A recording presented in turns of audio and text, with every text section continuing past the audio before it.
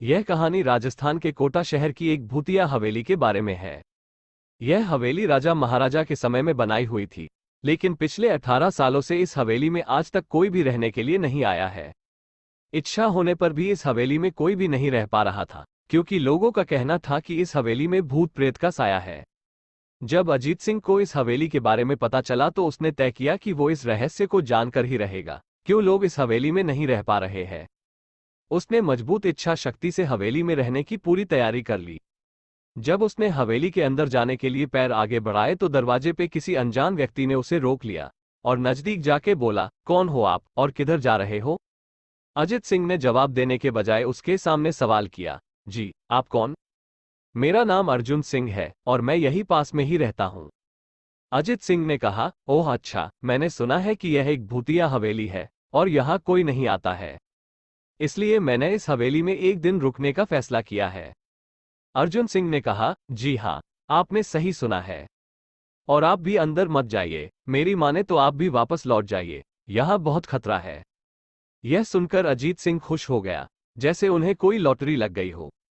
अर्जुन उसकी खुशी को देखकर बोला, आप क्यों खुश हो रहे हो? आपको तो भूत का नाम सुनकर डर लगना चाहिए। शायद आपको पता नहीं होगा कि मैं भूत प्रेत में काफी दिलचस्पी रखता हूँ। अगर इस हवेली में भूत है तो मैं अंदर जरूर जाऊंगा और सारी सच्चाई का पता भी लगाऊंगा। इतना कहकर अजीत सिंह उस हवेली में चले गए। अंदर जाके अजित ने अपनी बैग को साइड में रखा और हवेली के चारों ओर देखने लगा। सारे रूम भी चेक कर लिए। बाद में ड्राइंग रूम में आके सोफे पर बैठ गया।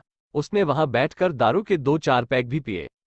वहीं अचानक उस रूम में लाइट का एक बल्ब चालू बंद होने लगा, लेकिन अजीत ने उस पर ध्यान नहीं दिया। थोड़ी देर बाद दूसरा बल्ब चालू बंद होने लगा, फिर तो हवेली की सारी लाइट चालू बंद होने लगी। यह सब देखकर अजीत अपनी जगह पे खड़ा हो गया और संपूर्ण सचेत हो गया। अचानक उसके सामने एक छोटा टेबल हवा में उड़ने लगा, करीबन 6 फुट हवा में ऊपर जाके गोल गोल घूमने लगा और बाद में अजीत की ओर तेजी से आने लगा।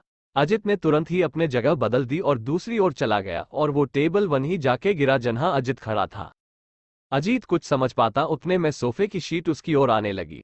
वो जल्द खड़ा हो गया और छलांग लगा के दूसरी ओर कूद गया, जिसके कारण सोफा दीवार को टकराया और अजीत बच गया।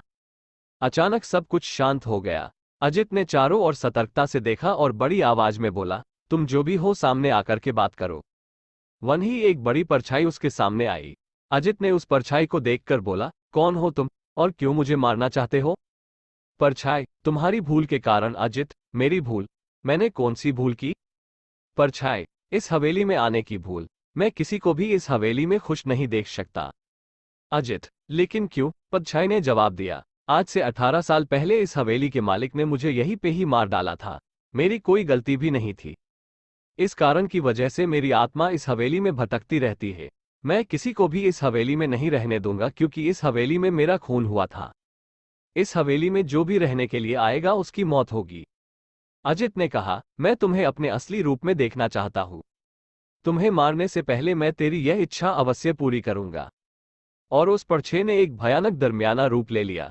उसका चेहरा इतना भयानक था कि अजीत भी एक क्षण के लिए डर गया था। दूसरे ही क्षण में उसने अपने आप पर काबू पा लिया।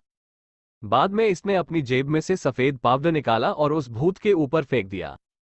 भूत के ऊपर पाउडर पड़ते ही वो जलने लग गया। बड़ी बड़ी ज्वाला उठने लगी। वो बहुत जोर जोर से चिल्लाने लगा और बाद में पूरी तरह से जल गया। उसके बाद अजीत ने चैन से सांस लिया और वहीं पर सो गया। दूसरे दिन सुबह जब अजीत को सही सलामत हवेली से बाहर आते देख अर्जुन को आश्चर्य हुआ। अर्जुन ने अजीत से पूछा, तुम कैसे जिंदा हो? जब अजीत ने अर्जुन को कल रात को घटी घटना को पूरी तरह से बताया और बोला, अब यह हवेली भूतिया हवेली नहीं रही। दोस्तों, आपको यह कहानी राजस्थान के कोटा की भूतिया हवेली कैसी लगी, प्लीज हमें कमेंट करके जरूर बताएं। हमारी और भी कहानियां पढ़ने के लिए हमारे चैनल को सब्सक्राइब करें। Thank you.